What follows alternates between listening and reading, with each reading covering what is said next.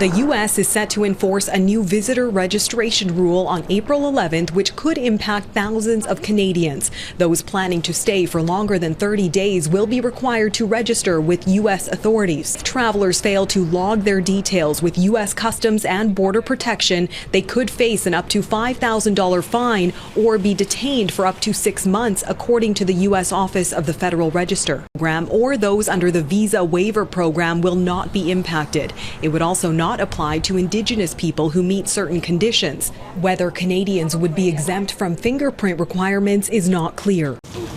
The hometown of Ukrainian President Volodymyr Zelensky hit by a Russian missile attack. Rockets fired hours after the US and Ukraine agreed on a plan for a 30-day truce, pausing its military aid and intelligence sharing.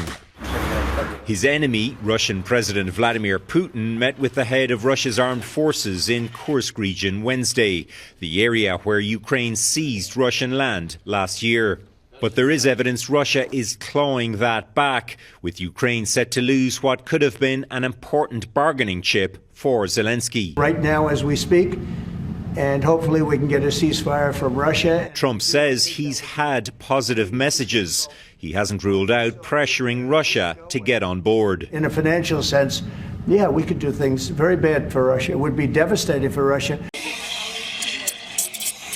At the Saltwater Cafe in Point Roberts, there's a splatter of Canadiana and... One Canadiano? I'm a dual citizen, and 90% of my business is Canadian. Since the trade war started brewing, business has taken a nosedive. I'm about 55% down in business. We're right at lunch hour, and I should be full, and I'm not. At the only grocery store in town, it's eerily empty. The relationship between the two countries growing tense, and some experiencing hostility when they cross the border into Canada with Washington state license plates. They were being very aggressive, going back and forth, cutting me off. To help cool down the animosity, so we came up with this bumper sticker that says Point Roberts supports Canada, and Point Roberts does. He hopes the symbiotic relationship doesn't end. All of Point Roberts is served by BC Hydroelectricity and Metro Vancouver Water. If they cut that off, it's done, it's over. The majority of cottage owners here are Canadians. Some say it's time to lend a hand.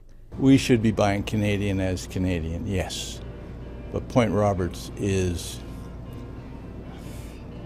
depends on Canadians.